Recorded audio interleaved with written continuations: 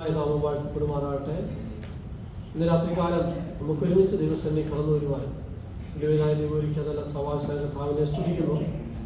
അമ്മയെ സ്വതവേദിയായിരിക്കുന്ന കർത്താവിൻ്റെ വലിയ ദാസൻ സഹശുശ്രൂഷന്മാർ കടന്നു വന്നിരിക്കുന്ന എല്ലാവർക്കും കർത്താവായ യേശു ക്രിസ്തുവിൻ്റെ നിസ്തുല്യമായ നാമത്തിൻ്റെ സ്നേഹം നേരത്തെ അറിയിക്കുവാണ്.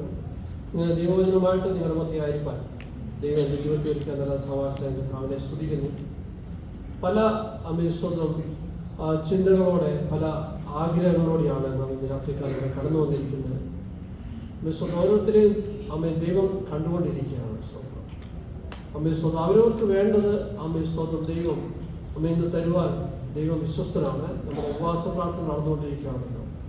അമ്മസ്വന്തം ഉപവാസ പ്രാർത്ഥന നമ്മുടെ ജീവിതത്തിൽ വലിയൊരു അനുഗ്രഹത്തിന് കാരണമായി തീരുവാൻ കർത്താവ് ഇടയാകട്ടെ എന്ന് ഞാൻ ആത്മാർത്ഥമായിട്ട് പ്രാർത്ഥിക്കുന്നു. അമ്മസ്വന്തം കഴിഞ്ഞ ആളുകൾക്ക് നമ്മൾ ഉപവാസ പ്രാർത്ഥന നടത്തിയപ്പോൾ അനേക വിഷയങ്ങളുടെ മേൽ ദൈവത്തിൻ്റെ മറുപടി ലഭിക്കാനിടയായിട്ടുണ്ട്. അമ്മസ്വന്തം ഉപവാസ പ്രാർത്ഥന കഴിയുമ്പോൾ ഹല്ലേലൂയ ഞാൻ ആഗ്രഹിക്കുന്ന അമ്മസ്വന്തം ചിലർ പരിശുദ്ധാത്മാവിനാൽ നിറയുവാൻ ഇടയായിട്ടുണ്ട്. അമ്മസ്വന്തം കഴിഞ്ഞ ദിവസം അമ്മസ്വന്തം ഞങ്ങൾ ഇന്നത്തെ ചിന്തയ്ക്കായിട്ട് നമുക്കൊരു വാക്യം വായിക്കാം. എഫെസ്യ ലേഖനം 1-ാം അധ്യായത്തിന്റെ 14-ാം വാക്യം.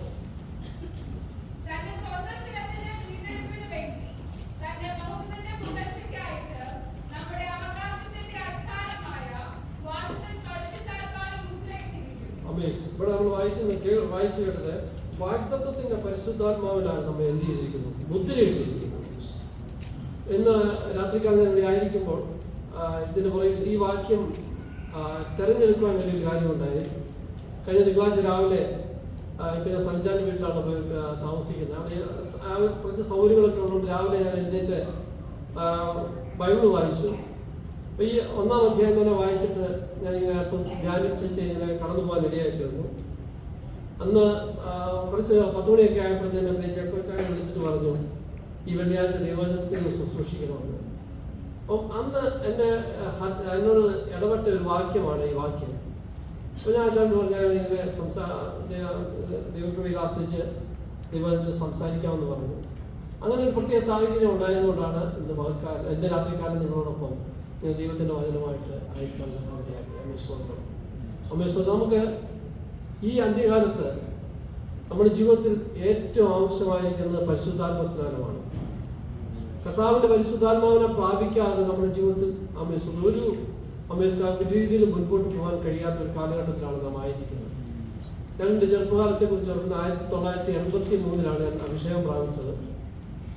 എൻ്റെ പിതാവ് എന്നോട് പറഞ്ഞു ഒരു കാത്തിരിപ്പിയോ ഉണ്ട്, നീ പോകണമെന്ന് പറഞ്ഞു. അന്ന് മീറ്റിങ്ങിനൊക്കെ പോകുന്നത് വലിയ ബുദ്ധിമുട്ടായിരുന്നു. പിന്നെ പിതാവിനെ അനുസരിക്കാൻ വയ്യാത്തതുകൊണ്ട് അന്ന് ഞാൻ മീറ്റിങ്ങിന് പോയി. അന്ന് മാങ്ങാനം ജോസഫ് പാസ്റ്ററാണ് അവിടെ മീറ്റിംഗ് നടത്തി. അന്ന് ആ മീറ്റിങ്ങിൽ കർത്താവിൻ്റെ അഭിഷേകത്താൽ നിറയുവാൻ എനിക്ക് ഇടയായിട്ടുണ്ട്. അത് കഴിഞ്ഞ് ഇന്ന് വരെ എനിക്ക് മീറ്റിങ്ങിന് ഒരു മടി ഉണ്ടായിട്ടില്ല.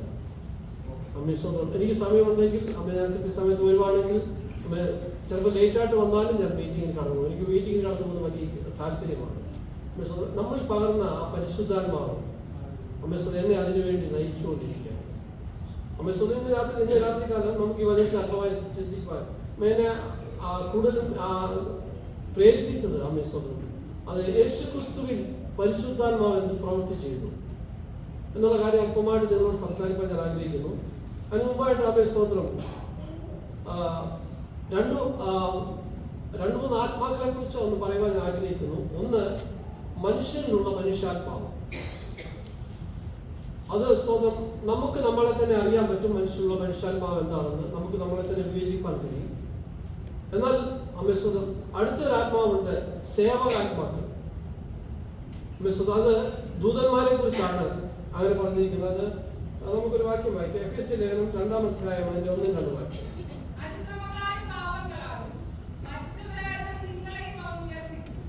6-11 വായിച്ചത്. സോറി, അതല്ല, എഫെസ്യ ലേഖനം എബ്രായ ലേഖനം 1-14.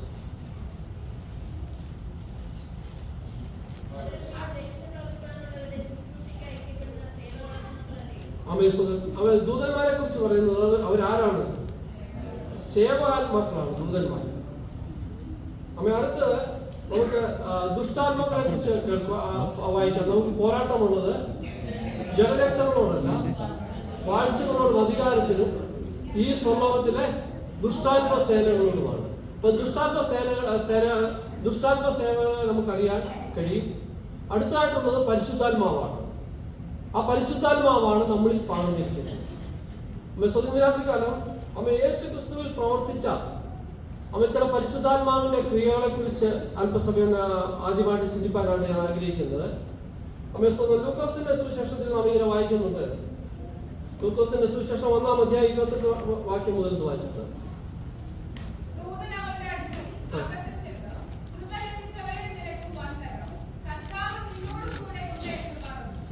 ഇവിടെ കാണുന്നു ഗബ്രിയേൽ ദൂതൻ മറിയയുടെ അടുത്ത് എന്നിട്ട് പറയാണ്, കൃപ ലഭിച്ചവളെ നിനക്ക് വന്ദനം. അതിന്റെ അടുത്ത്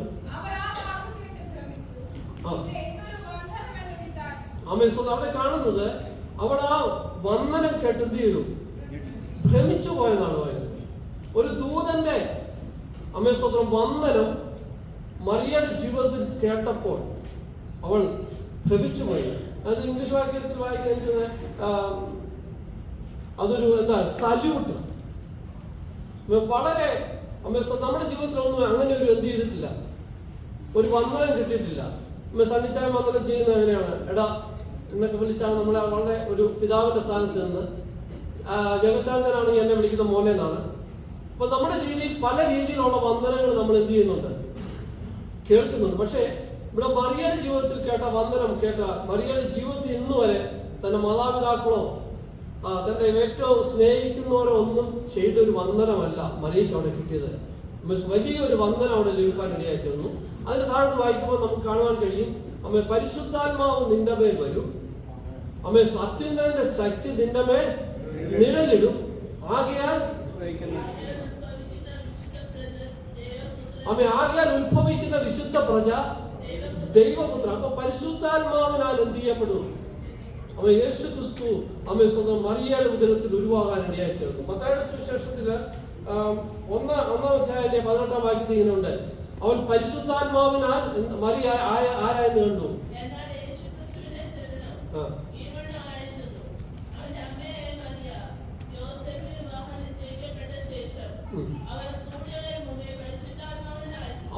ഇവിടെ നമ്മൾ കാണുന്നു യേശു ക്രിസ്തുവിന്റെ ജനനം അത് പരിശുദ്ധാത്മാവിനാൽ ആയിരുന്നു എന്ന് നമുക്ക് കാണുവാൻ കഴിയുന്നുണ്ട്.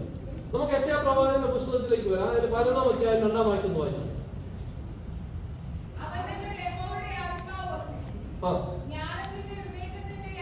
അവിടെ നിർത്തി വായിക്കണേ. പ്രവാചകനായ യെശയ്യാ വിളിച്ചു പറയുകയാണ്, അവൻ യേശു ക്രിസ്തുവിന്റെ മേൽ വസിക്കുന്ന ആത്മാവിനെ കുറിച്ച് പറയുകയാണ്. അവന്റെ മേൽ ദൈവത്തിന്റെ ആത്മാവ് വസിക്കും. ഇവിടെ ജ്ഞാനത്തിന്റെയും വിവേകത്തിന്റെയും ആത്മാവ്, ജ്ഞാനത്തിന്റെ ആത്മാവ് ഇവിടെ വസിക്കും. പരിശുദ്ധാത്മാവ് നമ്മുടെ മേൽ വരുമ്പോൾ ജ്ഞാനത്തിന്റെ ആത്മാവിനെ നമുക്ക് ലഭിക്കും. യേശുവിന്റെ മേൽ എന്ത് ചെയ്തു? ജ്ഞാനത്തിന്റെ ആത്മാവ് പറഞ്ഞാൽ കാര്യങ്ങളെ മനസ്സിലാക്കുവാൻ കഴിയുന്ന ഒരാത്മാവ് ആരിൽ ഉണ്ടായി, കർത്താവിനുണ്ടായി. പല കാര്യങ്ങളും നമുക്ക് സുവിശേഷങ്ങളിൽ കാണുവാൻ കഴിയുന്നുണ്ട്. അവൻ ജ്ഞാനത്തോടെ പല കാര്യങ്ങളും ചെയ്തതായിട്ട് കാണുന്നുണ്ട്. എന്നെ ഏറ്റവും ചിന്തിപ്പിച്ചൊരു വാക്യം, അവൻ തുപ്പി ചേർകൊണ്ട് മണ്ണുണ്ടാക്കി കുരുടന്റെ കണ്ണിൽ തെച്ചിട്ട് പറഞ്ഞു, നീ പോയി എന്ത് ചെയ്യാൻ? ശില പോയി കഴുകാന്ന് പറഞ്ഞു. അവൻ കഴുകി എന്ത് ചെയ്തു? അപ്പൊ അവിടെ ദൈവത്തിന്റെ ജ്ഞാനം, കർത്താവിന്റെ ജ്ഞാനം അവിടെ എന്ത് ചെയ്യാൻ ഇടയായിട്ടുണ്ട്, വെളിപ്പെടുവാൻ ഇടയായിട്ടുണ്ട്. ഒരുപക്ഷെ അവന് കണ്ണില്ലായിരുന്നായിരിക്കാം, ദൈവം അത് കണ്ണിനെ ഉണ്ടാക്കിയതായിരിക്കാം. സ്വന്തം അവിടെ ദൈവത്തിന്റെ ജ്ഞാനം എന്ത് ചെയ്യാൻ ഇടയായിട്ടുണ്ട്. സ്വന്തം അതുപോലെ നമ്മള് സങ്കീർത്തനത്തിൽ വായിക്കുന്നുണ്ട്, ജ്ഞാനത്തോടെ അവൻ എന്ത് ചെയ്തു? ആകാശങ്ങളെ ഉണ്ടാക്കി. സ്വന്തം അവന്റെ മേൽ വസിക്കുന്ന ആത്മാവ് ജ്ഞാനത്തിന്റെ ആത്മാവാണ്. ജ്ഞാനത്തിന്റെ ആത്മാവിൽ അവൻ എന്ത് ചെയ്തു? ആകാശങ്ങളെ ഉണ്ടാക്കി. നമുക്ക് ഉൽപ്പത്തി പുസ്തകം വായിക്കുമ്പോൾ അറിയാം, സ്വന്തം ഉളവായതൊന്നും അവനെ കൂടാതെ അല്ല. സ്വന്തം എല്ലാം യേശുക്രിസ്തു മുഖാന്തരമാണ് എന്ത് ചെയ്ത് ഉളവായത്. സ്വന്തം ഒന്നും അവനെ കൂടാതെ അല്ല ഉളവായത്. അപ്പൊ ഭൂമിയുടെ ഉൽപ്പത്തിയിൽ എന്തുണ്ടായിരുന്നു? കർത്താവിന്റെ കരമുണ്ടായിരുന്നു. അവൻ ജ്ഞാനത്തോടെ ആകാശത്തെ ഉണ്ടാക്കി. സ്വന്തം സങ്കീർത്തനത്തിൽ നാം ഇങ്ങനെ വായിക്കുന്നത്, അത്ഭുതവും അതിശയമായിട്ട് നാം ദൈവം എന്ത് ചെയ്തു? നമ്മെ സൃഷ്ടിച്ചിരിക്കുന്നു. നമ്മുടെ സൃഷ്ടിപ്പിനെ കുറിച്ച് ഒന്ന് ആലോചിച്ച് നോക്കണം. സ്തോത്രം. എത്ര അത്ഭുതകരമായിട്ടാണ് ദൈവം നമ്മളെ സൃഷ്ടിച്ചിരിക്കുന്നത്. അവന്റെ ജ്ഞാനത്തെ കുറിച്ച് നമുക്ക് ചിന്തിപ്പാൻ കഴിയുന്നതല്ല. ഞാൻ ഒരു കാര്യം പറയാം, അതേ ആത്മാവിന്റെ ശക്തി നമ്മുടെ മേൽ പകർന്നിട്ടുണ്ടോ? ഇല്ല. നമുക്കറിയാം, മോശയുടെ ആത്മാവിൽ ഒരു അല്പം എടുത്ത് 70 പേരുടെ മേൽ എന്ത് ചെയ്തു? കൊടുത്തു. ആ 70 പേരും എന്ത് ചെയ്തു? പ്രവചിപ്പാൻ ഇടയായിത്തീർന്നു. അപ്പോൾ അല്പം എടുത്തു കൊടുത്തപ്പോൾ അപ്പൊ മോശയുടെ മേൽ വ്യാപരിച്ച ദൈവത്തിന്റെ പരിശുദ്ധാത്മാവിന്റെ ശക്തിയുടെ വലിപ്പം എത്രയാണെന്ന് നമുക്കറിയാൻ പറ്റുമോ? എന്നിൽ വ്യാപരിക്കുന്ന ശക്തി ആയിരിക്കത്തില്ല ഈ കർത്താവിന്റെ ദാസനിൽ വസിക്കുന്നത്. ഓരോരുത്തരും വസിക്കുന്ന പരിശുദ്ധാത്മാവിന്റെ ശക്തിക്ക് എന്തുണ്ട്? വ്യത്യസ്തങ്ങളായിരിക്കും. അവിടെ പറയാണ് ജ്ഞാനത്തിന്റെ ശക്തി. സ്തോത്രം. ജ്ഞാനത്തിന്റെ വിവേകം. ഒരു സെക്കൻഡ് അവിടെ നിൽക്കുന്നത്. സ്തോത്രം. റോമലേഖനം 11-ാം അധ്യായം 33 വായിച്ചത്. റോമലേഖനം 11-ാം അധ്യായം 11-33. ആ ദൈവത്തിന്റെ ധനം, ജ്ഞാനം, ഇതിന്റെ ആഴം ആർക്കെങ്കിലും ചെയ്യാൻ നോക്കുവാൻ പറ്റുമോ? ഗ്രഹിക്കുവാൻ പറ്റുമോ? അവന്റെ മേൽ വ്യാപരിച്ച ജ്ഞാനത്തിന്റെ ആത്മാവിനെ നമുക്ക് ചിന്തിക്കുവാൻ കഴിയുമോ? അപ്പൊ ഞാൻ നിങ്ങളോട് 1-2 കാര്യം കൂടെ ഓർമ്മിപ്പാൻ ആഗ്രഹിക്കുകയാണ്. സ്തോത്രം. പുറപ്പാട് പുസ്തകം 35-ാം അധ്യായം അതിന്റെ 30-35 വരെയുള്ള വാക്യം ഒന്ന് വായിക്കാം.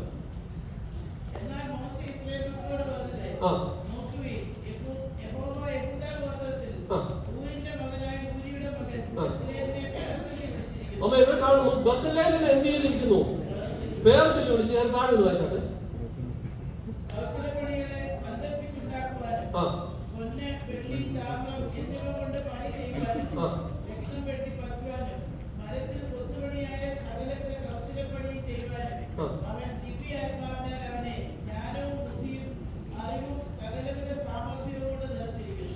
ഇവിടെ കാണുന്നു ബസലേലിനെ ദൈവം എന്ത് ചെയ്തു?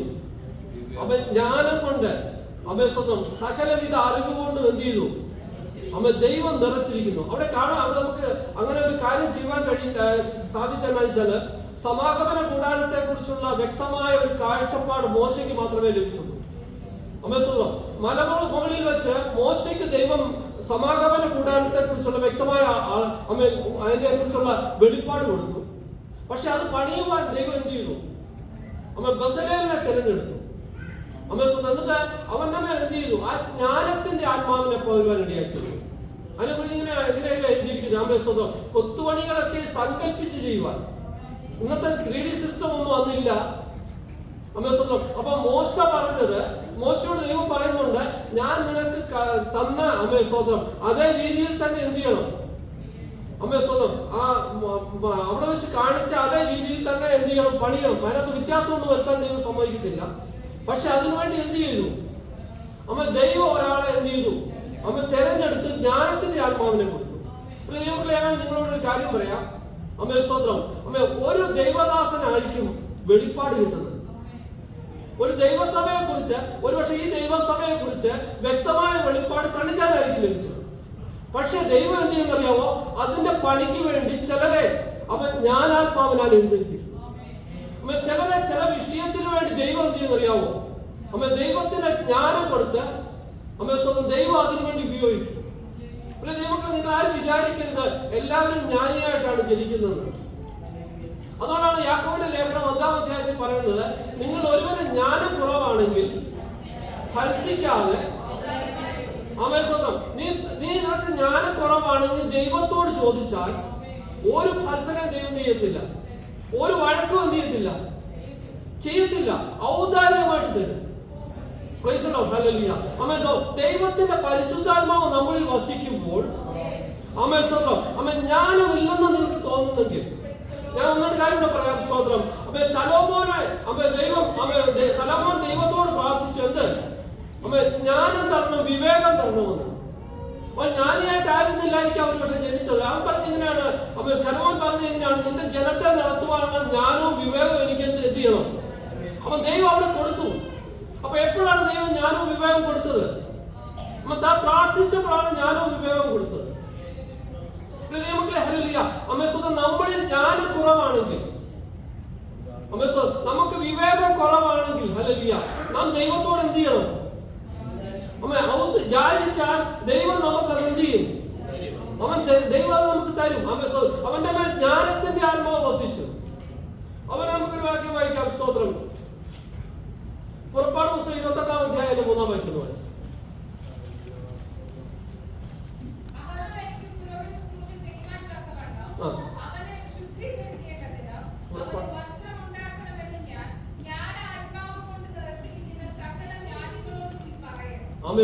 ഇവിടെ കാണുന്ന പുരോഹിത വസ്ത്രം ഉണ്ടാക്കുവാൻ വേണ്ടി എന്ത് ചെയ്യണം? അവിടെയും ദൈവത്തിന്റെ ആത്മാവ് ജ്ഞാനാത്മാവിലാണ് എന്ത് ചെയ്തിരിക്കുകയാണ്. പ്രിയ ജഗസാമി എന്ന് പറഞ്ഞപ്പോൾ അല്ലെങ്കിൽ എനിക്ക് വളരെ സന്തോഷമുണ്ട്. ചില യുവാക്കളെ ദൈവം നമ്മുടെ സഭയിൽ ദൈവം എന്ത് ചെയ്തിട്ടുണ്ട്? തെരഞ്ഞെടുത്ത് തന്നിട്ടുണ്ട്. ഓരോ കാലഘട്ടത്തിൽ യുവാക്കളെ തന്നിട്ടുണ്ട്. ഞങ്ങളുടെ കാലഘട്ടം കഴിഞ്ഞു, അടുത്ത കാലഘട്ടത്തിലേക്ക് വരികയാണ്. പക്ഷേ ഹല്ലേലൂയ, നിങ്ങളൊരു കാര്യം ചിന്തിക്കണം. ഹല്ലേലൂയ, നിങ്ങൾ യഥാർത്ഥമായിട്ടും ദൈവാത്മാവിനാൽ നയിക്കപ്പെടുന്നവരാണെങ്കിൽ ദൈവത്തിന്റെ ജ്ഞാനം നിങ്ങളുടെ മേൽ പകർന്നിട്ട് എന്ത് ചെയ്യണം ആ ദൈവസഭയ്ക്ക് വേണ്ടി നിങ്ങൾ എങ്ങനെ പ്രയോജനമായി തീരാം എന്നുള്ള ആലോചന, എന്നുള്ള ആ ജ്ഞാനം നിങ്ങൾക്ക് ദൈവം തരും. ഈ ദിവസങ്ങളിൽ ഹല്ലേലൂയ ആരും പുറകോട്ട് പോകരുത്. ആരും അല്ലെങ്കിൽ എന്നെ കൊണ്ട് കഴിവില്ലെന്ന് പറഞ്ഞ് പുറകോട്ട് മാറി നിൽക്കരുത്. നീ മുൻപോട്ട് വരുമ്പോൾ ഹല്ലേലൂയ നിന്റെ മേൽ പകരുന്ന ദൈവിക ജ്ഞാനമുണ്ട്. ആ ജ്ഞാനം കൊണ്ട് വേണം സ്വന്തം പലതും നമുക്ക് എന്ത് ചെയ്യാനായിട്ട് ചെയ്യുവാനായിട്ടുള്ളത്. അതുപോലെ ആ ഉൽപ്പത്തി പുസ്തകം 41-31 വായിച്ചാണ്.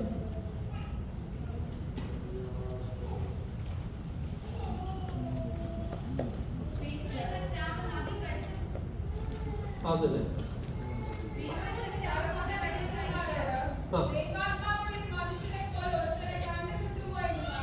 ഇവിടെ നമ്മൾ കാണുന്ന യോസഫിനെ കുറിച്ചാണ് കാണുന്നത്.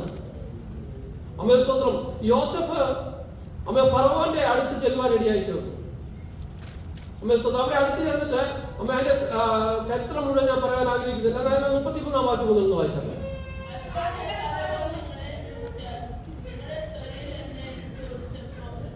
33 മുതൽ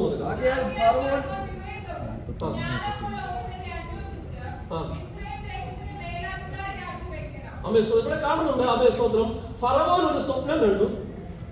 സ്തോത്രം. അതിനെ വ്യാഖ്യാനിച്ചു കൊടുത്തിട്ട് യോസഫ് പറയാണ്, നിങ്ങൾ ആരെ കണ്ടു? വിവേകവും ജ്ഞാനവും ഉള്ള ഒരുവൻ എന്ത് ചെയ്യണം? അന്വേഷിച്ച് മിസ്രൈം ദേശത്തിന് മേലധികാരിയാക്കി നോക്കണം. അതേ ഒരു സ്വപ്നമാണ് കണ്ടത്. പക്ഷേ യോസഫ് അതിനെ വിവരിച്ചു കൊടുത്തു. എങ്ങനെയാണ് 7 വർഷക്കാലം വലിയ ഒരു ക്ഷാമം വരുവാൻ പോവുകയാണ്. ആ ക്ഷാമകാലത്ത് എന്ത് ചെയ്യണം എന്നുള്ള കാര്യങ്ങളാണ് അവർ പറയുന്നത്. താഴോട്ട് വായിച്ചാണ്.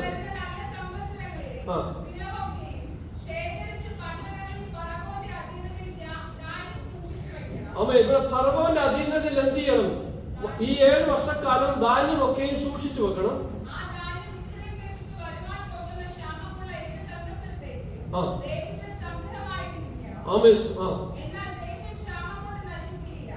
എന്നാൽ ദേശം എന്ത് ചെയ്യത്തില്ല.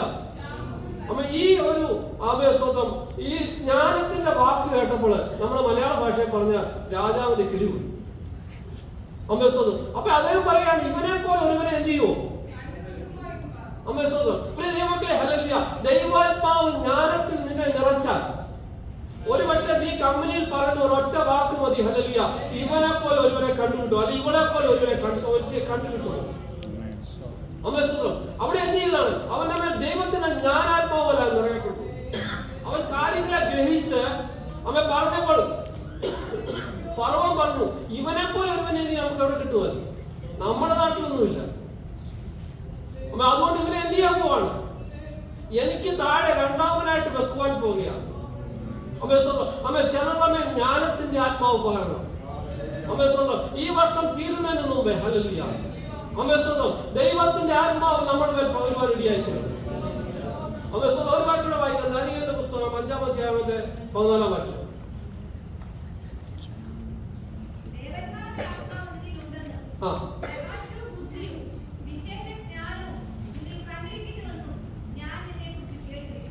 സ്തോത്രം. ഇവിടെ ദാനിയേലിനെ കുറിച്ച് പറയാണ്.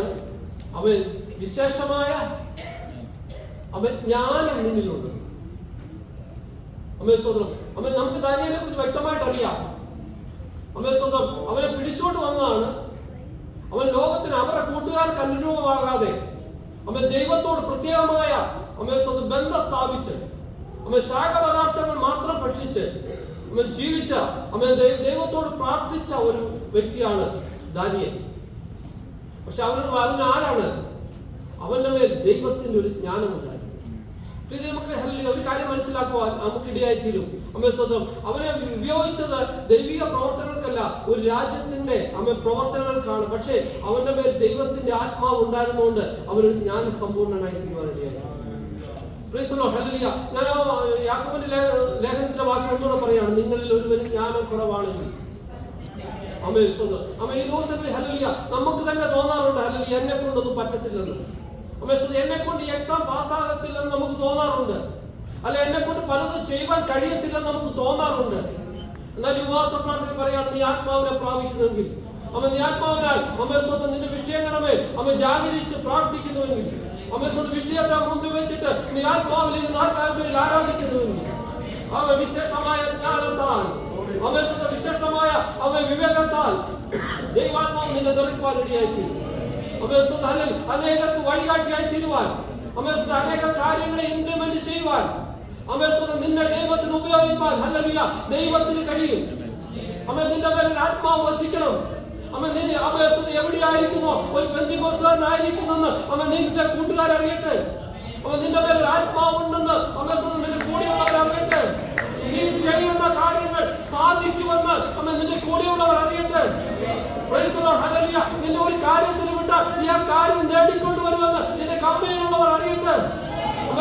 നിന്റെ ഒരു പാപിയുടെ അടുത്ത് വിട്ടാൽ അവനെ പൊക്കിക്കൊണ്ട് ദൈവസഭ വരുമെന്ന് ദൈവസഭയിലുള്ളവർ അറിയട്ടെ. ഒരു ജ്ഞാനത്തിന്റെ ആത്മാവ് ഈ ദിവസങ്ങളിൽ നാം പ്രാപിക്കേണ്ടത് ദൈവാത്മാവിനെയാണ് പ്രാപിക്കേണ്ടത്. അതിന്റെ അടുത്ത വാക്യത്തിൽ പറയുന്നുണ്ട് വിവേകത്തിന്റെ ആത്മാവ്. ഈ ദിവസങ്ങളിൽ നാം അധികമായി പ്രാപിക്കേണ്ട ഒരു കാര്യമാണ് വിവേകത്തിന്റെ ആത്മാവ്. വിവേകമില്ലായാൽ എന്റെ ജനം എന്ത് ചെയ്യുന്നു? നശിച്ചു പോവുകയാണ്. വിവേകമില്ലാതെ പോയി കഴിഞ്ഞാൽ കുടുംബജീവിതത്തിൽ സമാധാനമില്ല. വിവേകമില്ലാതെ പോയാൽ, പരിജ്ഞാനമില്ലാതെ പോയാൽ തലമുറകൾ വലിയ പ്രയാസത്തിലേക്ക് കടന്നു പോവുകയാണ്. വിവേകത്തോടെ നാം വസിക്കണം, വിവേകത്തോടെ നാം സംസാരിക്കണം. നമ്മുടെ കുഞ്ഞുങ്ങളെ വിളിക്കുവാൻ പറ്റില്ലാത്ത ഒരു വാക്ക് നമ്മുടെ കുഞ്ഞുങ്ങളെ വിളിക്കരുത്. വിവേകത്തോടെ നമ്മുടെ തലമുറയോട് നാം ഇടപെട്ടുകൊണ്ടിരിക്കണം. പ്രത്യേകിച്ച് ടീനേജിലേക്ക് കടന്നു വന്ന കുട്ടികളോട് നാം ചിന്തിക്കുന്ന പോലെയല്ല അവർ ചിന്തിക്കുന്നത്. നമ്മുടെ ബുദ്ധിയല്ല അവർക്കുള്ളത്. വളരെ വിവേകത്തോടെ വിവേകത്തോടെ നാം ഇടപെടണം. കുടുംബജീവിതത്തിൽ വിവേകത്തോടെ ഇടപെടണം. കാര്യം പറയാം, ദൈവാത്മാവ് ഓർപ്പിച്ചുകൊണ്ട് പറയാണ് ഹല്ലേലൂയ. പെട്ടെന്ന് നാം കോപിക്കുന്നവരാണ്. പലരും നാമെ കോപിച്ചിട്ട് പെട്ടെന്ന് കൈവെക്കരുത്. അറിയാതെ മർമ്മത്തിൽ വെള്ളം കൊണ്ട് വല്ലതും സംഭവിച്ചാൽ ഹല്ലേലൂയ ജീവിതകാലത്ത് ഒരിക്കലും നമുക്ക് തിരിച്ചു വരവുണ്ടാകത്തില്ല. വിവേകം നമ്മുടെ ജീവിതത്തിൽ വേണം. ഹല്ലേലൂയ പരിജ്ഞാനം നമ്മുടെ ജീവിതത്തിൽ വേണം. പരസ്പരം സംസാരിക്കുന്ന വിഷയത്തിൽ ഒരു ദൈവാത്മാവ് നാം എന്ത് ചെയ്യണം? പ്രാപിച്ചിട്ട് വേണം ഹല്ലേലൂയ പരസ്പരം സംസാരിക്കുമ്പോൾ ഹല്ലേലൂയ പ്രകോപനമായ രീതിയിൽ സംസാരിക്കരുത്. പ്രകോപനമായി സംസാരിക്കുന്നെങ്കിൽ ഹല്ലേലൂയ ദൈവാത്മാവ് നിന്നിൽ ഇല്ലെന്നുള്ളതാണ് അതിന്റെ അർത്ഥം. വിവേകത്തിന്റെ ആത്മാവ്, പരിജ്ഞാനത്തിന്റെ ആത്മാവ്, അതിന്റെ താഴെ എന്ന് വെച്ചാൽ ആലോചനയുടെ ആത്മാവ്, പരിശുദ്ധാത്മാവ് നല്ല ആലോചനക്കാരനാണ്. നമ്മുടെ ജീവിതത്തിൽ ഹല്ലേലൂയ പരിശുദ്ധാത്മാവിലാൽ നല്ല ആലോചന നാം പ്രാപിക്കണം. നാം ആലോചന വായിക്കാൻ വേണ്ടി എവിടെയാണ് പോകുന്നത്? ഹല്ലേലൂയ ശൗമേൽ പോയത് എവിടെയാണ്? ശൗല് പോയത് എവിടെയാണ്? വെളിച്ചപ്പാടത്തിന്റെ അടുത്ത് പോയി. ഹല്ലേലൂയ ഒരിക്കലും ഹല്ലേലൂയ അരുളപ്പാട് മേടിക്കുവാൻ, ആലോചന പ്രാപിപ്പാൻ നാം പോകരുതാത്തടുത്ത് പോകുവാൻ ഇടയായി തീരരുത്. ഇന്ന് പരിശുദ്ധാത്മാവ് നമ്മളോട് സംസാരിക്കുന്നില്ലെങ്കിൽ ഒരു കാര്യം ഓർത്തോണം, നാം ദൈവത്തിൽ നിന്ന് അകലെയാണ്. അതുകൊണ്ടാണ് ദൈവം നമ്മളോട് സംസാരിക്കാത്തത്. അമ്മേ സ്തോത്രം, സൗല് ദൈവത്തിൽ നിന്ന് അകന്നുപോയി. അമ്മേ സ്തോത്രം, അവനോട് ദൈവത്തിന്റെ സംസാരം നിർത്തി. അവൻ ദൈവം ആരോട് സംസാരിക്കാൻ തുടങ്ങി? ദാവീദിനോട് സംസാരിക്കാൻ തുടങ്ങി. ദൈവത്തെ ഹല്ലേലൂയ, ഇന്ന് രാത്രിക്കാലം ദൈവം നമ്മളോട് സംസാരിക്കുന്നില്ലെങ്കിൽ, പ്രൈസ് ദി ലോർഡ്, ഹല്ലേലൂയ, ദൈവാത്മാവ് നമുക്ക് ആലോചന തരുന്നില്ലെങ്കിൽ, അമ്മ എങ്ങനെ പോകണമെന്ന് വഴിയറിയാതെ അമ്മ നീ ഭാരപ്പെടുന്നെങ്കിൽ, ഇന്ന് രാത്രിക്കാലം മടങ്ങി വരുവാനുള്ള ദിവസമാണ്. അമ്മ മടങ്ങി വന്നാൽ ഹല്ലേലൂയ, ദൈവം നിന്നെ മാനിക്കുവാൻ ഇടയായിത്തീരും. Praise the lord, hallelujah. ആ മുടിയനായ പുത്രൻ മടങ്ങി വന്നു. അപ്പാ, ഞാൻ നിന്നോടും സ്വർഗ്ഗത്തോടും പാപം ചെയ്തിരിക്കുന്നു. ഒരു കാര്യം ഞാൻ പറയാം, ഹല്ലേലൂയ, അമ്മ സ്വന്തം അമ്മ കൂട് വിട്ടുപോയവനെ, അമ്മ ദൈവത്തിൽ നിന്ന് അകന്നു പോയവനെ ദൈവം തേടി വരത്തില്ല. അമ്മ നീ ദൈവത്തിന്റെ സ്ഥലത്തേക്ക് വന്നേ മതിയാവുന്നുള്ളൂ. അമ്മ മുടിയനായ പുത്രനെ പിതാവ് ഒരിക്കലും തേടിപ്പോയതായിട്ട് കാണുന്നില്ല. അവൻ തിരികെ വരുവാൻ ഇടയായിത്തീർന്നു. അമ്മ നമ്മുടെ ജീവിതത്തിൽ ദൈവം എന്ത് ചെയ്യുന്നറിയാവോ? മടങ്ങി വരുവാനായിട്ട് അമ്മ പ്രതികൂലങ്ങൾ ഇട്ടു തരും. അമ്മ പ്രതിസന്ധികൾ ഇട്ടു തരും. അമ്മ അപ്പത്തിന്റെ കോലിനെ ദൈവം ദേശത്ത് ഓടിച്ചു കളയും. നമ്മുടെ ജീവിതത്തിൽ അമ്മ പ്രതികൂലങ്ങൾ പ്രതിസന്ധികളായി കടന്നു വരും. ഓരോ ദിവസവും അമ്മ നാം ചിന്തിക്കാത്ത രീതിയിൽ അമ്മ ദൈവം ആഗ്രഹിക്കുന്ന എന്താണെന്ന്, അമ്മ നീ മടങ്ങി വരണം. അമ്മ മടങ്ങി വന്നാൽ ഹല്ലേലൂയ, ദൈവം നിന്നെ മാനിപ്പാൻ ഇടയായിത്തീരും. അമ്മ ഈ ദിവസങ്ങളിൽ ഹല്ലേലൂയ, അമ്മ മടങ്ങി വരുവാ കർത്താവ് ഇടയാക്കട്ടെ. ഹല്ലേലൂയ, സ്തോത്രം. ഇവിടെ ജ്ഞാനം കുറവായെങ്കിൽ അമ്മ സ്തോത്രം, അമ്മ ജ്ഞാനം തരുന്ന ദൈവമാണ്. അമ്മ സ്തോത്രം. അടുത്ത വാക്യം വിവേകം. അമ്മ യഹോവ ഭക്തിയുടെ ആത്മാവ്. അമ്മ സ്തോത്രം, നമുക്കൊരു ഭക്തരായി ജീവിപ്പാൻ അമ്മ സ്തോത്രം ദൈവം നമ്മളെ കുറിച്ച് ആഗ്രഹിക്കുകയാണ്. അമ്മ സ്തോത്രം, നമ്മുടെ ജീവിതത്തിൽ കടന്നു വിട്ടുപോകുന്ന എന്താണെന്ന് അറിയാമോ? ഭക്തി വിട്ടുപോയി. നാം ദൈവത്തോട് വളരെ അടുത്തിരിക്കുന്ന ഒരു ജനമാണ്. ഹല്ലേലൂയ, സമ്മതിച്ചു. പലപ്പോഴും നമുക്ക് എന്തില്ല? ദൈവത്തോട് ഭക്തിയില്ല. അമ്മ സ്തോത്രം, ഏതിനെ വിളിച്ചു പറയുവാനുള്ള ലൈസൻസ് നമുക്ക് കിട്ടിയല്ലേ? അമ്മ സ്തോത്രം, ഈ ദിവസങ്ങളിൽ അതൊക്കെ ഒന്ന് മാറണം കേട്ടോ. അമ്മ സ്തോത്രം, എല്ലാത്തിനും ദൈവം നമുക്ക് ലൈസൻസ് ഒന്നും തന്നിട്ടില്ല. യഹോവ ഭക്തി, പിതാവായ ദൈവത്തെ ബഹുമാനിപ്പാനുള്ള ഒരു ഭക്തിയാണ് ദൈവ കർത്താവിന് കൊടുത്തത്. അമ്മ സ്തോത്രം, ഇവിടെ നാം കാണുന്നു. അമ്മ സ്തോത്രം, അവന്റെ മേൽ എന്ത് ചെയ്യും? അമ്മ ആലോചനയുടെ അമ്മ സ്തോത്രം. ഇയ്യോബിന്റെ പുസ്തകത്തിൽ 42-ാം അധ്യായം 3-ാം വാക്യം. അത് അറിവ് കൂടാതെ അമേശ്വരം ആലോചനയെ മറിച്ചു കളയുന്നവനാണ്. അമേശ്വരം നമ്മുടെ ജീവിതത്തിൽ ഹല്ലേലൂയ, ഇയ്യോബിന്റെ ജീവിതത്തിൽ ഹല്ലേലൂയ, അറിവ് കൂടാതെ, ഇയ്യോബിന്റെ അറിവ് കൂടാതെ ദൈവത്തിന്റെ ആലോചനയെ മറിച്ചു കളയുവാൻ ഇടയായിട്ട് അമേശ്വരം. അമേശ്വരം പലപ്പോഴും ഹല്ലേലൂയ ആലോചനകൾ മറിയപ്പെട്ടു പോവാം. നമ്മളെ കുറിച്ചുള്ള ദൈവിക ആലോചനകൾ മാറ്റപ്പെട്ടു പോവാം. ദൈവം ഒരിക്കലും ഇയ്യോബിനെ കഷ്ടതയ്ക്ക് വേണ്ടി നിർമ്മിച്ചിട്ടില്ല. പക്ഷെ പിശാച് എന്ത് ചെയ്യുമായിരുന്നു? അമ്മ സമ്മതിപ്പിക്കുമായിരുന്നു. മക്കളെ ഹല്ലേലൂയ, പിശാച് അമ്മ ദൈവത്തെ കുറിച്ച് നമ്മളെ കൊണ്ട് പലതും സമ്മതിപ്പിക്കാൻ ഇടയായി തന്നാൽ നമുക്ക് എത്ര നിൽക്കുവാൻ കഴിയും? അമ്മ സ്തോത്രം. അറിവ് കൂടാതെ ആലോചനയെ മറിച്ചു കളയുന്നത്.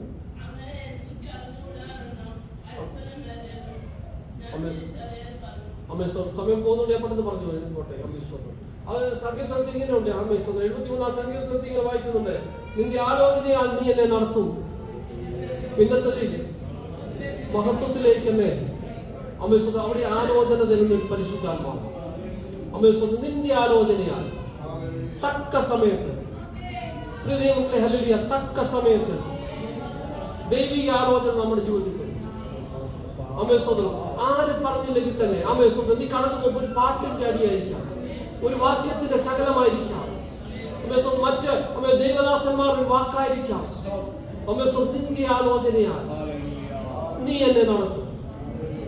അമേശ്വരം ഈ അവസാന ദിവസങ്ങളിലേക്ക് നാം കടന്നു വന്നിരിക്കുകയാണ്. ഈ വർഷത്തിന്റെ ഒരു മാസം കൂടിയുള്ളൂ. അമ്മ നമ്മൾ ദൈവത്തിന്റെ പരിശുദ്ധാത്മാവിനെ വായിപ്പാൻ അമ്മ നമ്മൾക്കിടയായി തീരുമോ? അമേശ്വരം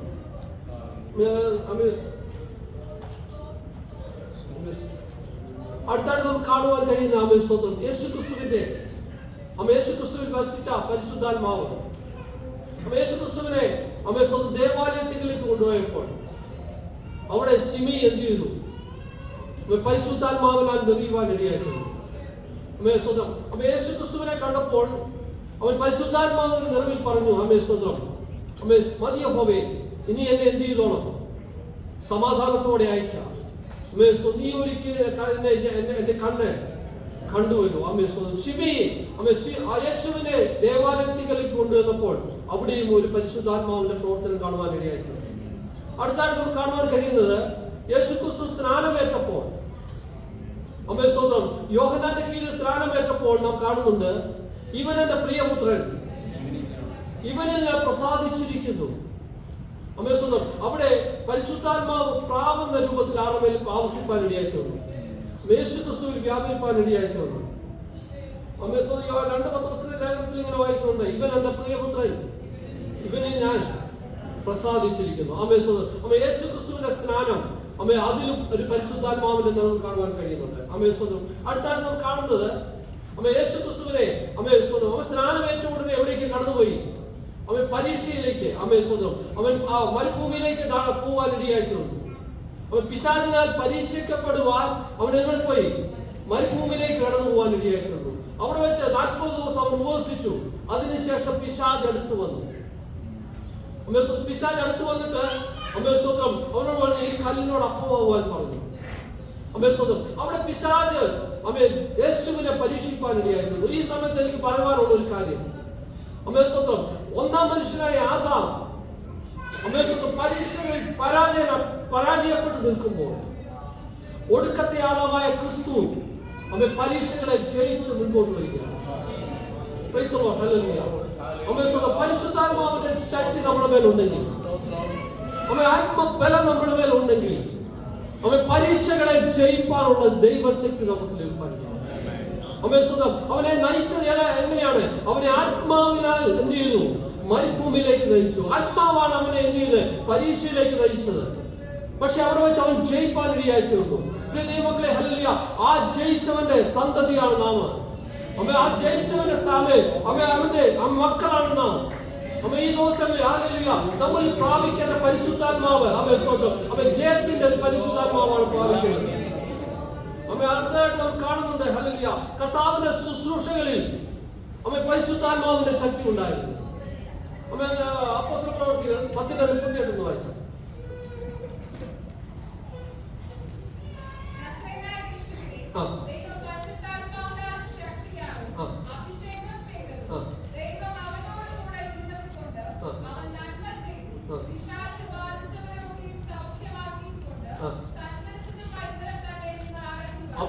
അവരുടെ മേൽ വ്യാപിച്ചു. കർത്താവിന്റെ ശുശ്രൂഷകളിൽ പരിശുദ്ധാത്മാവ് പകർന്ന് ആത്മാവിന്റെ ശക്തി കൊണ്ട് എന്ത് ചെയ്തു? പിശാച് ബാധിച്ചവരെ പുറത്താക്കി. അനേക അടയാളങ്ങൾ, അത്ഭുതങ്ങളൊക്കെയും കർത്താവ് നടത്തിയത് എവിടെയാണ്? പരിശുദ്ധാത്മാവിന്റെ പ്രവൃത്തി കൊണ്ട് നടത്താൻ. ലൂക്കോസിന്റെ സുവിശേഷം 4-ാം അധ്യായം 18 മുതൽ ഒന്ന് വായിച്ചത്.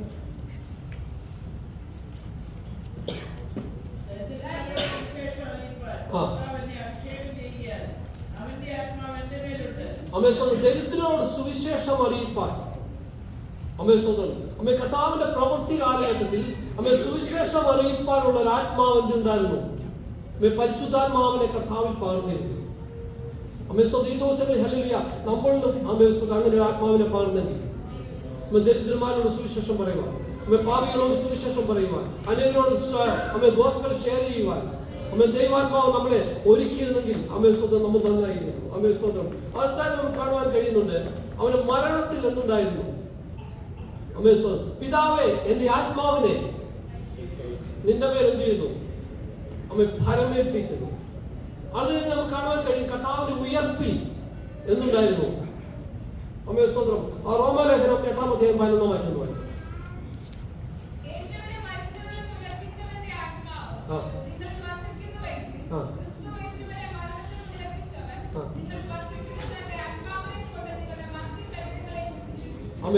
ക്രിസ്തുയേശുവിനെ മരിച്ചവരിൽ നിന്ന് ഉയർപ്പിച്ച ആത്മാവ് നിങ്ങളിൽ വസിക്കുന്നുവെങ്കിൽ, പ്രിയ ദൈവങ്ങളെ, ഒരു കാര്യം ശ്രദ്ധിക്കണം. ക്രിസ്തുവിൽ വ്യാപരിച്ച ആത്മാവ് കൊണ്ടാണ് ക്രിസ്തു എന്ത് ചെയ്തത്? ഉയർത്തുന്നത്. ആ ആത്മാവിനെയാണ് നമ്മളിൽ പകർന്നിരിക്കുന്നത്. ആത്മാവിനെ നമ്മുടെ മേൽ പകർന്നിരിക്കുകയാണ്. ആ ക്രിസ്തുവിനെ ഉയർപ്പിച്ച ആത്മാവ് നിങ്ങളുടെ മധ്യ ശരീരങ്ങൾ എന്ത് ചെയ്യും? അവൻ വീണ്ടും ജീവിപ്പിക്കും. അപ്പൊ നമ്മുടെ മേൽ അവൻ പരിശുദ്ധാത്മാവിന്റെ ഒരു മുദ്രയിട്ട് അവൻ നമ്മൾ എന്ത് ചെയ്തിരിക്കുകയാണ്? അവൻ ദൈവം മാറ്റി നിർത്തിയിരിക്കുകയാണ്. അവൻ ക്രിസ്തുവേശുവിനെ മരിച്ചവരിൽ നിന്ന് ഉയർപ്പിച്ച അതേ ആത്മാവാണ് നമ്മൾ വ്യാപരിക്കുന്നത്. അവൻ അതുകൊണ്ടാണ് ജ്ഞാനത്തിന്റെ ആത്മാവ് നമ്മൾ വ്യാപരിക്കുന്നത്.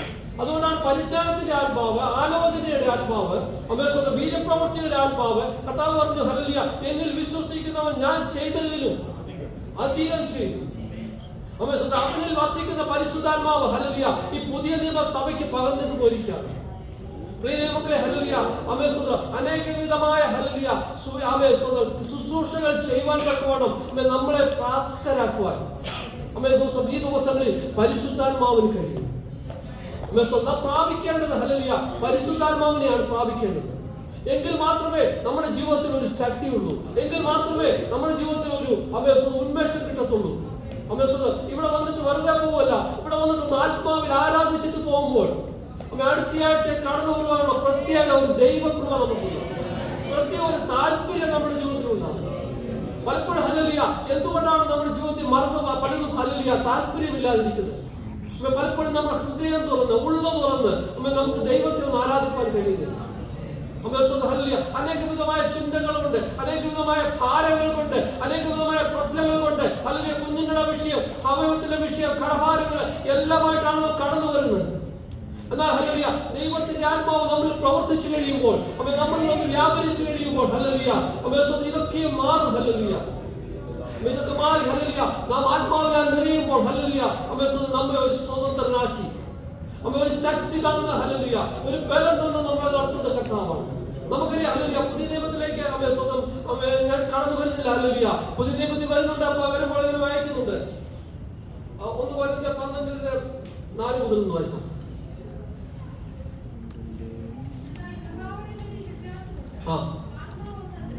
ഇവിടെ ആത്മാവിനെ കുറിച്ച് പറയുന്നു. കൃപാവരങ്ങളിൽ വ്യത്യാസമുണ്ട്, ആത്മാവ് ഒന്നത്രേ. ശുശ്രൂഷകളിൽ വ്യത്യാസമുണ്ട്, കർത്താവ് ഒരുവൻ.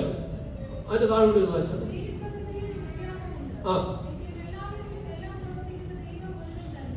താഴെ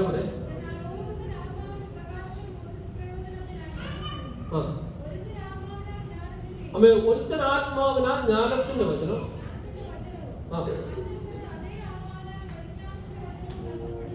പുതിയ നിയമസഭയിൽ കൊണ്ട് കേട്ടോ ആത്മാവിന്റെ ജ്ഞാനത്തിന്റെ വചനം, പരിജ്ഞാനത്തിന്റെ വചനം. അതിന്റെ അടുത്തത് വായിച്ചാട്ടെ.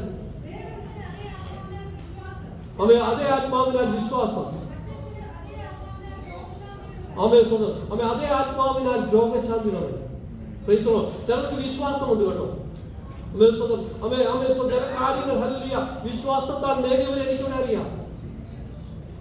ഒരു സാധ്യതയൊന്നും ഇല്ലാത്ത സ്ഥാനത്ത്, ഒരു ചാൻസും ഇല്ലാത്ത സ്ഥാനത്ത് അവന്റെ മേൽ ദൈവത്തിന്റെ ആത്മാവ് കാരണം അവന്റെ വിശ്വാസം വർദ്ധിപ്പാൻ ഇടയായിട്ടുണ്ട്. ഹല്ലേലൂയ നമ്മുടെ വിശ്വാസം ഒന്ന് വർദ്ധിക്കട്ടെ. ഹല്ലേലൂയ വിശ്വാസം വർദ്ധിക്കണമെങ്കിൽ ഞാൻ ഒരു കാര്യം പറയാം. നിന്റെ ഒറ്റ പ്രാർത്ഥന ദൈവം കേട്ടെന്ന് നിനക്ക് മനസ്സിലായാൽ നിന്റെ വിശ്വാസം വർദ്ധിക്കും. ഹല്ലേലൂയ എന്റെ ഒരു പ്രാർത്ഥനയ്ക്ക് ദൈവം മറുപടി തന്നെന്ന് പൂർണ്ണമായിട്ട് നമുക്ക് ഒരു ഉത്തരം കിട്ടിയാൽ നമ്മുടെ വിശ്വാസം 10 മടങ്ങായിട്ട് വർദ്ധിക്കും. എന്റെ ജീവിതത്തിൽ വിശ്വാസം വർദ്ധിച്ചത് എന്റെ പല പ്രാർത്ഥനാ വിഷയങ്ങൾക്ക് മറുപടി കിട്ടിയതുകൊണ്ടാണ്. പരിശുദ്ധാത്മാവിനാൽ ഹല്ലേലൂയ ചിലർക്ക് എന്ത് ചെയ്യാം വിശ്വാസം, ചിലർക്ക് രോഗശാന്തികളുടെ വരം. ഹല്ലേലൂയ സ്തോത്രം. ഈ വചനം കേൾക്കുമ്പോൾ പരിശുദ്ധാത്മാവിന്റെ ശക്തിയാണ് ചില രോഗികൾ സൗഖ്യമാകട്ടെ. ഹല്ലേലൂയ നമ്മൾ വസിക്കുന്ന ഹല്ലേലൂയ പരിശുദ്ധാത്മാവിനെ ഹല്ലേലൂയ ഇന്ന് പകൽ രാത്രികാലം ഹല്ലേലൂയ ചില രോഗികൾ സൗഖ്യമാകട്ടെ. ചില പിന്മാറ്റക്കാർ മടങ്ങി വരട്ടെ. ചില ദൈവസ്ഥാനത്ത് യഥാസ്ഥാനപ്പെട്ട് നിൽക്കട്ടെ. ഈ ദിവസങ്ങളിൽ ഹല്ലേലൂയ ഈ പരിശുദ്ധാത്മാവിനാൽ ദൈവം നമ്മളെ മുദ്രയിട്ടിരിക്കുകയാണ്. എന്തിനാണ്? വീണ്ടെടുക്കുന്നതായിട്ട് അവസാനത്തെ ദിവസത്തിനായിട്ട് നമ്മളെ മുദ്രയിട്ടിരിക്കുകയാണ്. അതിനാൽ കർത്താവ് നമ്മളെ സഹായിക്കട്ടെ. എനിക്ക് ഇങ്ങനെ സമയം ദൈവദാസനോടും ദൈവസഭയോട് നന്ദി അറിയിച്ചുകൊണ്ട് ഞാൻ ദൈവസേനയിലേക്ക്